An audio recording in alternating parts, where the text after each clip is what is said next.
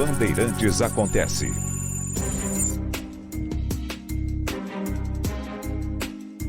A gente sempre ouve a respeito da meta fiscal, né? Preocupações de economistas, de empresários, de investidores, dos políticos, com a meta fiscal. E a meta fiscal é uma conta cujo princípio é muito simples, né? A diferença entre receita e gastos esperados para o ano seguinte. Porque, é claro, tem de ser feita antes, porque é uma meta. Se é meta, não pode ser feita durante ou depois. Só que não é uma meta qualquer, que você simplesmente depois pode dizer, não alcançamos a meta. O governo, quando estabelece o valor, ele vai na peça orçamentária. E ele assume, então, o compromisso público de equilibrar as contas. Porque o objetivo de haver uma meta é ter a dívida pública sob controle. E muitas vezes é natural isso, não é? Todos nós ouvimos, lemos notícias a respeito da dívida pública, a relação da dívida com o PIB, o crescimento do rombo, o não cumprimento de metas. E parece, muitas vezes, por distração de nossa parte, nos parece algo distante, não é? Que tem lá alguma importância, mas algo distante, que não tem nada a ver com o dia a dia das pessoas e tal. E isso é um grave erro, porque muita coisa deriva da situação fiscal. É consequência da situação fiscal. Inclusive capacidade de investimento. Inclusive, por exemplo, haver ou não haver rede de esgoto num bairro. Uma rua ser ou não asfaltada, porque também isso vale para os governos municipais, estaduais. A escola ter condições de abrigar os alunos de maneira digna. A merenda escolar, as vagas nas creches, as condições dos hospitais públicos, a segurança pública, a situação das rodovias, investimento público que lá na frente resulta em emprego, inclusive na área privada. E saneamento é um exemplo, porque você tem um efeito multiplicador em diversas direções quando há investimento em infraestrutura. Não é por acaso que países ricos, como os Estados Unidos, o Japão, a China tem feito isso. A China fez isso nos últimos 2 anos de maneira febril. Investimento pesado em infraestrutura para ocupar trabalhadores, abrir vagas de trabalho e movimentar a economia. Porque obras de infraestrutura, obviamente, demandam encomendas 1000. Seja para uma ponte, para uma estrada, para um viaduto, para um elevado, para uma rede de esgoto, nem se fala. Ou sistema de fibra ótica. Você tem N demandas. E às vezes, no Japão chega a ser até interessante, eles inventam uma necessidade. Aquela ponte lá precisa ser reformada, ou precisamos fazer outra. Mas a intenção é mexer com a economia, por causa de uma atividade econômica baixa, roçando a recessão. Então eles fazem isso. Então, condição fiscal, e é claro, tem gente que torce o nariz, é isso aí. É a história da intervenção do Estado para que haja estímulo econômico, né? E isso é coisa de Keynes. o Keynes é mais um dos estudiosos, né, dos acadêmicos, dos intelectuais, que sofrem com seus epígonos, né? Com aqueles que se apresentam como seguidores e tal, ou estudiosos, e que muitas vezes tornam simplória uma teoria complexa. Mas esse princípio já funcionou diversas vezes. Inclusive, na grande depressão que os Estados Unidos enfrentaram há 90 anos, né? E começou há 93 anos e durou um bocado. E o investimento público num país onde isso era visto com muita desconfiança foi importante. Não foi o que acabou com o desemprego. O que acabou com o desemprego foi a guerra. A Segunda Guerra Mundial. Porque ali o alistamento foi de tal maneira gigantesco, pela dimensão da guerra, uma guerra lutada no Atlântico, no Pacífico, na Europa, na Ásia. Então, aquilo foi o que zerou o desemprego nos Estados Unidos. Mas, antes, eles entram na guerra em 41, a guerra começa em 39. 9 anos antes da guerra, eram imaginadas as soluções. E 8 anos antes da guerra, 7 anos antes da guerra, elas começam a ser colocadas em prática já pelo Roosevelt, 7 anos antes da guerra. E o Japão faz isso, a China tem feito isso. E não é só pela ideia de que a China ela tem aquela coisa esquisita, que é uma contradição conceitual, capitalismo de Estado, né? Porque, de fato, o Estado diz o que pode, o que não pode, o que deve ser produzido, o que deve ser exportado.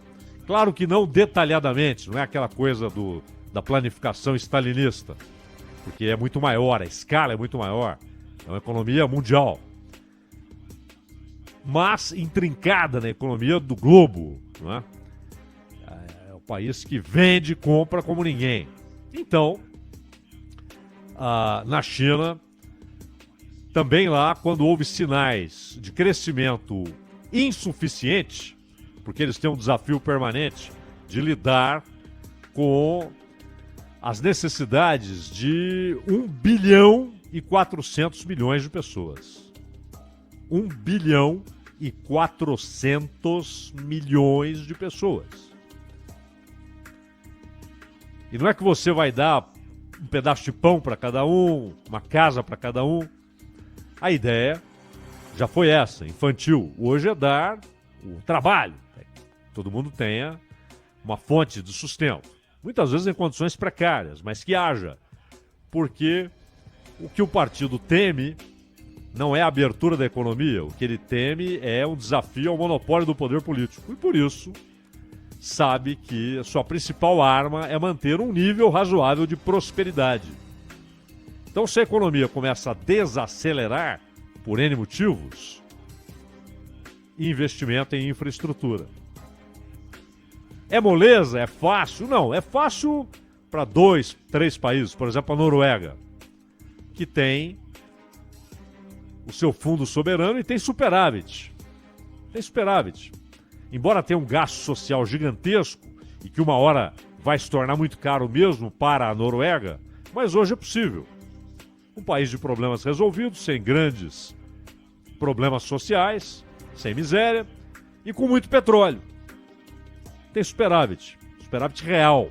Superávit verdadeiro. Não é superávit primário. Mas a receita deve ser adaptada a cada país. O ideal sempre é o investimento privado para a produção de riquezas, geração de empregos, elevação da renda com a geração de empregos, salários mais altos, renda mais alta, consumo mais alto, mais gente sendo empregada, enfim, aquele círculo que sempre apontamos, né, um círculo virtuoso da economia real. Mas você tem de lidar com a realidade. Você não pode ficar esperando a situação ideal em que finalmente o capital buscará produzir riqueza e gerar empregos. Porque hoje no Brasil, de novo, o grande negócio é a renda. Juro alto, sem riscos. Não tem folha de pagamento, não tem chuva ou seca, não tem falta de fertilizante, não tem falta de peça para a indústria, não tem legislação disso ou daquilo, imposto em cima de folha de pagamento, essa excrescência nacional, que é cobrar imposto em cima de folha de pagamento. Não tem nada.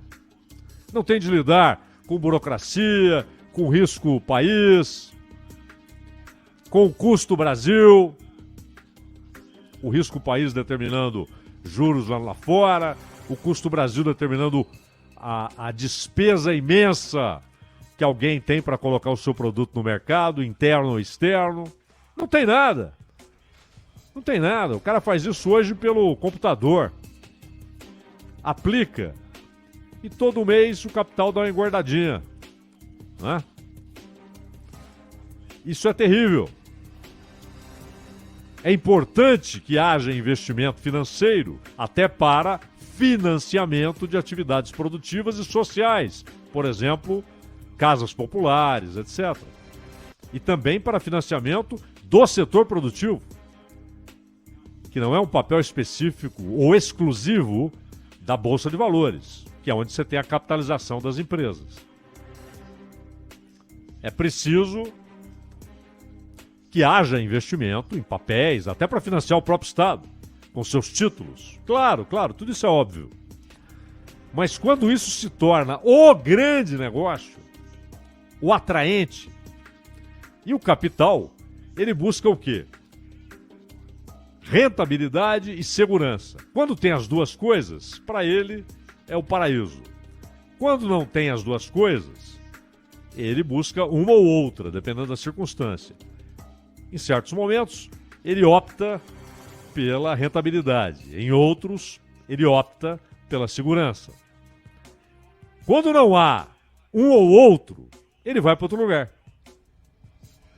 Simplesmente vai para outro lugar. Vai buscar pelo menos a segurança ou a elevadíssima rentabilidade. E tudo isso está ligado à situação fiscal do país. E essa meta fiscal torna-se, pois, obrigatória. O governo é obrigado, por lei, a cumprir a meta. E se não há o cumprimento da meta, o presidente da República pode ser responsabilizado. Havendo descumprimento, ele pode ser responsabilizado. Então, é claro, o presidente quer cumprir. Aliás, por isso que botaram isso na lei. Para o sujeito ter uma faca no pescoço, não posso vacilar, tem de cumprir a meta. E aí entra uma história chamada Encontro de Contas. Todos nos lembramos do que aconteceu no ano passado com os precatórios. Um adiamento. Né? Um adiamento autorizado pelo Congresso. Até porque o Paulo Guedes chegou a dizer que seria devastador se não houvesse o adiamento. Meteoro caindo sobre as contas. E o governo sem dinheiro para nada e tal. E o Congresso aprovou. As coisas não são tão simples, né? Não se trata apenas de vamos adiar, não. Isso entrou num pacote muito maior com seus jabutis e armadilhas contra o credor. Ou seja, quem tem dinheiro para receber do Estado. Um compromisso, aliás, fragilíssimo, né? Se você deve para o Estado, se você deve para a Prefeitura, para o Governo do Estado, para a União, dependendo do tipo de dívida, e dependendo da força, porque às vezes é um setor todo que está comprometido com aquelas dívidas, você tem negociações, às vezes perdões, que até irritam quem paga em dia, né? Mas o contribuinte individual não. Se ele deve, ele não tem opção. Ele tem de pagar. E imediatamente, depois do prazo, ele já entra nessa condição e é tratado como tal. O inadimplente, que precisa pagar. Já o Estado devedor, quando é o Estado que deve e o cidadão é o credor, a conversa é outra. É o velho, olha, eu reconheço, mas não posso pagar agora, pago depois. Entre na fila. É o famoso entre na fila. Precatório no Brasil é isso. Entre na fila. Já houve momentos, inclusive, em que nem sequer havia respeito pela ordem da fila. Mas era por ordem de influência, né? Quem conseguia ter lá um intermediário para agilizar. Aliás, há um mercado de precatórios. Então o sujeito tem direito a receber uma grana, não tem ideia de quando vai receber, tem poucas esperanças de que seja breve, e ele negocia. Às vezes o banco compra o precatório do cara, e aí o banco se torna credor. É outra conversa. O banco não é um desesperado precisando receber, né?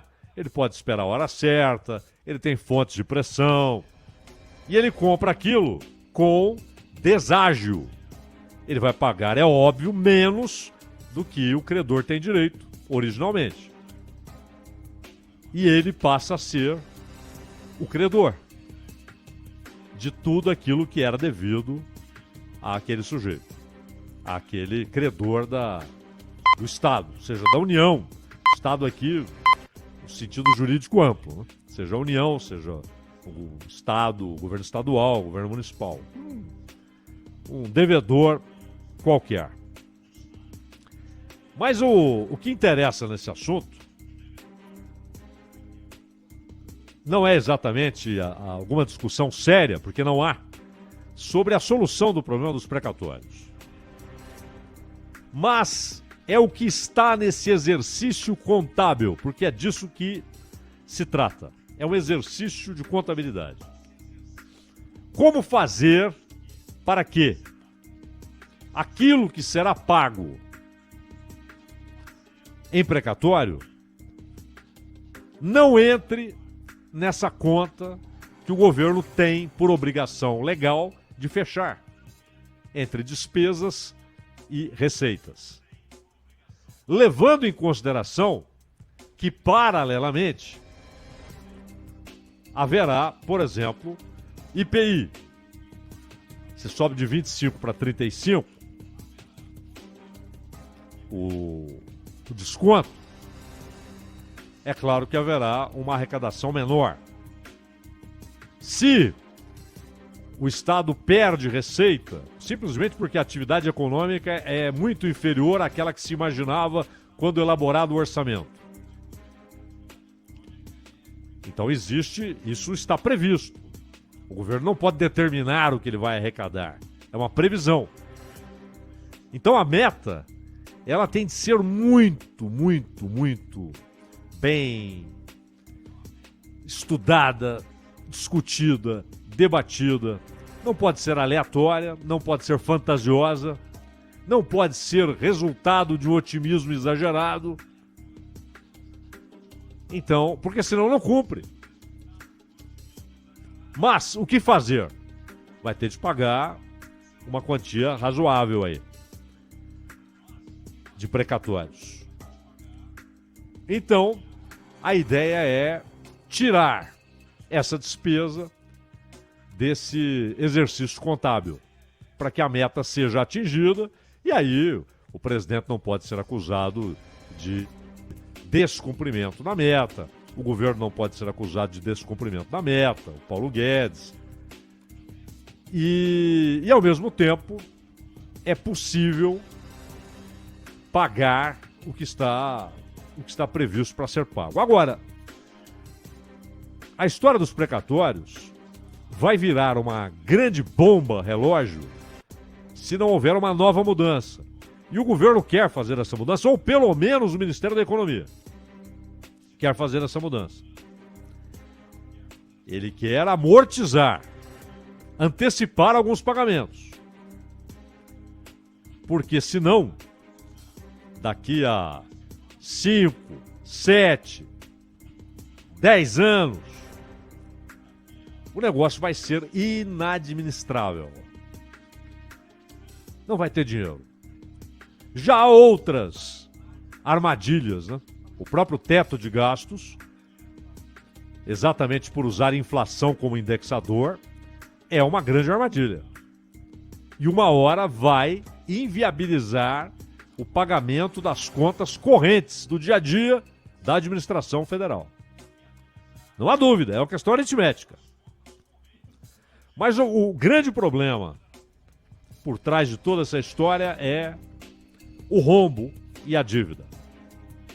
Há 2 semanas, no projeto da Lei de Diretrizes Orçamentárias, enviado ao Congresso, enviado há 2 semanas, foi incluída ali no projeto a proposta que parte de uma ideia ou de uma ameaça, um rombo de 65 bilhões e 900 milhões nas contas do governo federal. A coisa está tão brava que muita gente que se interessa pelo assunto olha para esses números e diz: pô, tá muito bom. Tá muito bom. Porque há pouco tempo a gente estava falando de 180, de 190, de 240 bilhões de reais de risco de rombo, de se atingir um rombo desse tamanho. Mas é uma paulada. Porque não se trata de um rombo qualquer. Ele, na verdade, é um aumento do gigantesco buraco. Quando você olha a relação dívida e produto interno bruto e compara com outros países aí, não está desesperador, não. A gente citou o Japão, pode pegar também a Itália, a Grécia, onde a relação é absurda, porque a dívida é maior do que o PIB. Maior do que o PIB. No Brasil, a relação hoje está ali perto de 80%. É administrável. Se ficar aí, esse é o problema. Quando olhamos para a questão dos precatórios, que é um adiamento, a dívida não foi eliminada. E quando você adia, mas você não adia indefinidamente, sine die, né? Há um calendário. E, portanto, há um acúmulo. Em certo momento, esse acúmulo é explosivo de precatórios. E tudo o que está sendo discutido é nível de endividamento. O Brasil investimento. O nível de investimento está baixíssimo. Investimento público. Há uma carência. E não adianta cruzar os braços, não adianta dizer vamos esperar a situação ideal, quando o capital privado fará os investimentos necessários. Não acontece. Nunca. Se ficar de braços cruzados, nunca. Ou há um ambiente que atraia esse capital privado, ou nada. Ele não vem, ele vai para outros lugares.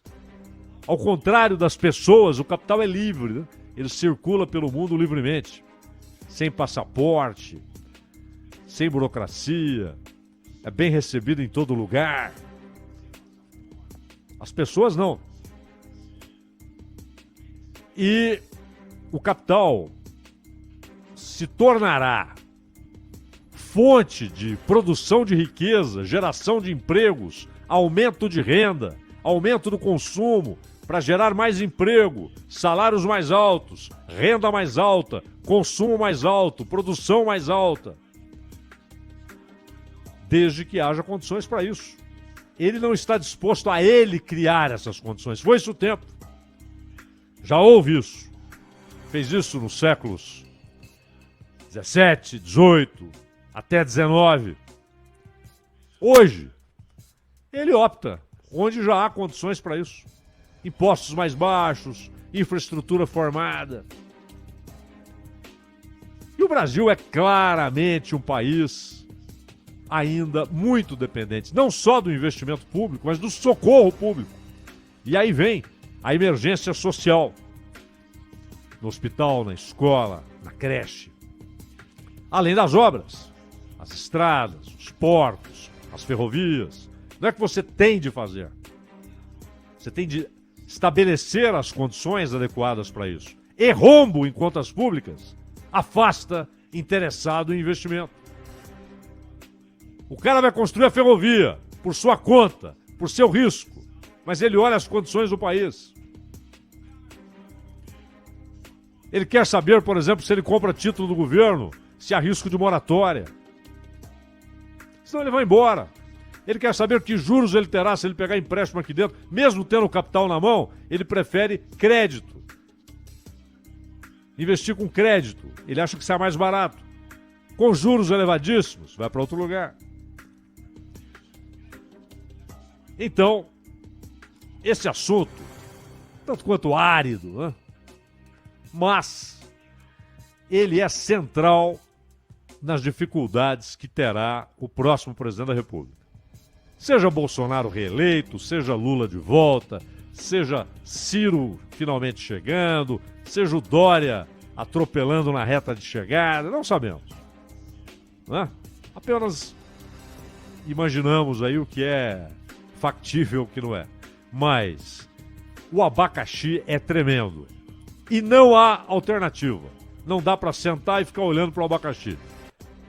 Será necessário descascá-lo. Ronald. Só um ingrediente aí para vocês todos, depois de ouvir o editorial do Cláudio Zaidan, a Petrobras promoveu um novo aumento do gás natural, 19% no preço do gás natural para as distribuidoras. Os novos valores começam a valer no domingo, notícia que acaba de sair. São válidos até 31 de julho, justificativa, preços do petróleo e a taxa do câmbio, os motivos para esse reajuste trimestral no preço do gás natural. Faltando 5 minutos para as 4 horas, este o Bandeirantes Acontece. Rede Bandeirantes de Rádio.